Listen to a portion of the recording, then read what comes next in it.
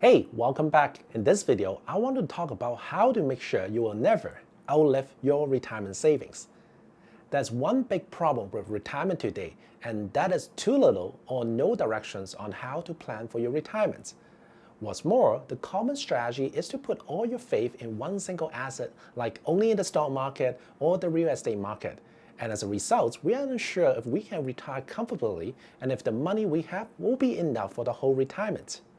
And one question that I hear over and over again is, hey Thomas, how can I make sure I have enough money throughout my whole retirement? So today, I want to share my 4 piggy banks method with you. As you will see later in this video, these 4 piggy banks are the essence of retirement planning. It helps many retirees to gain confidence in their finance and sleep better at night. And before we go in, if this is your first time here, my name is Thomas, and this channel is to help Canadians to make better choices on retirement, wealth, and insurance. My goal is to make sure you can take 1 or 2 ideas home and start making better financial decisions today. So if you find this video valuable, make sure you click the subscribe button. Let's get started. The first and the most pressing piggy bank is the cash in your account. This is the money you use to pay bills, groceries, and other necessities. The key here is to have enough to cover expenses while also not holding too much cash in your account. And that's because the money will lose value due to inflation. So how can you create this balance? And I recommended using your bank's checking and savings account to do this. Have about 3 to 6 months worth of expenses in there and keep the rest stashed away. This makes sure you're covered and can live your day-to-day life without money worries. The purpose of the second piggy bank account is to create a guaranteed income that will help you cover necessary expenses, your basic need.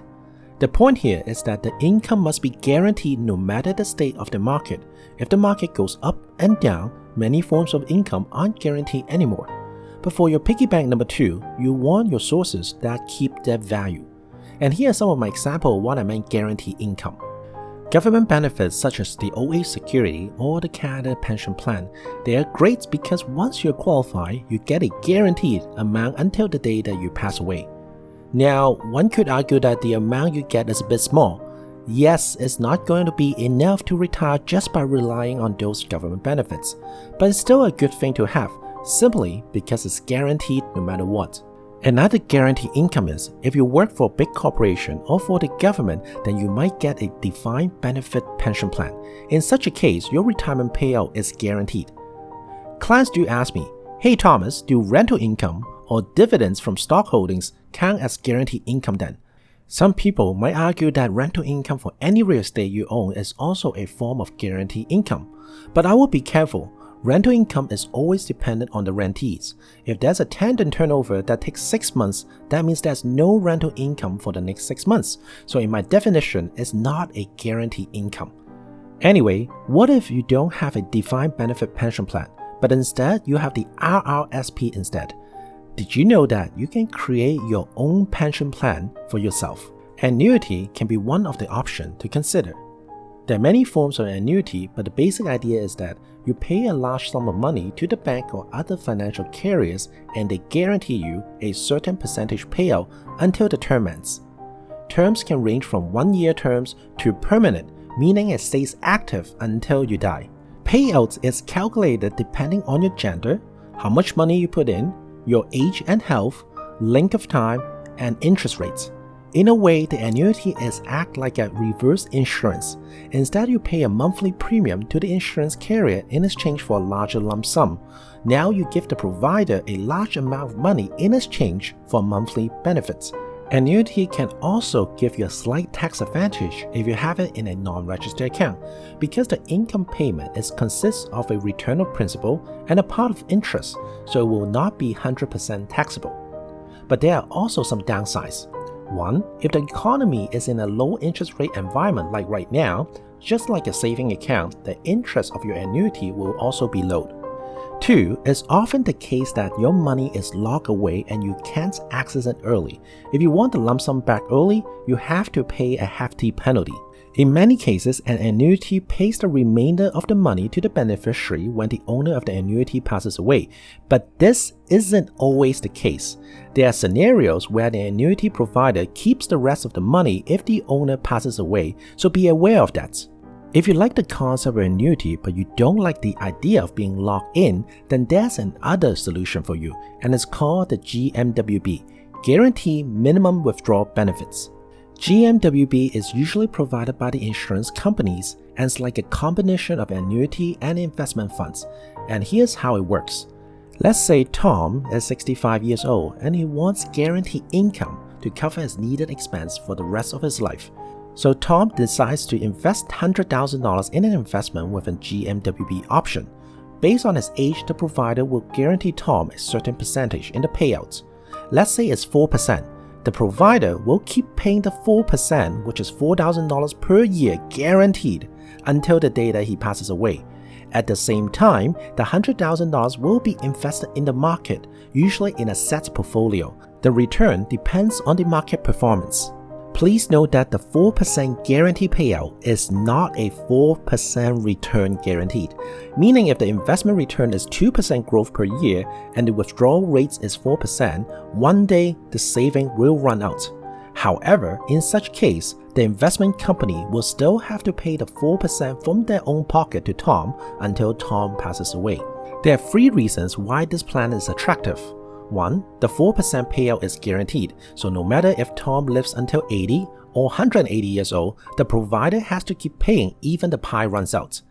2. Unlike annuity, the plan is flexible. Tom can cancel the plan at any time and take back the remaining of the investment based on the market value. And lastly, when Tom passes away, any remainder of the pie will be given out to the beneficiaries without the probate fees. As you can see, this is much more flexible than an annuity, and at the same time, it provides guaranteed income like a term deposit. What's more, this is an investment, meaning that you can put it in your RSP, tax-free saving, or as a non-registered account depending on your situation. There's only one downside I can think of. For most of the GMWB investment, the investment portfolio is set and usually they are heavy in fixed income. Think of a life payout saving account where you don't get to choose the investment. So an experienced investor could get a better return if they invest in something else. If you want to find out more and see if this option is right for you, feel free to contact me. Simply use the link in the description box under this video. Alright, so what's piggy bank number 3 about? As you probably noticed, piggy bank number 1 and piggy bank number 2 focus on your immediate needs and cash flow.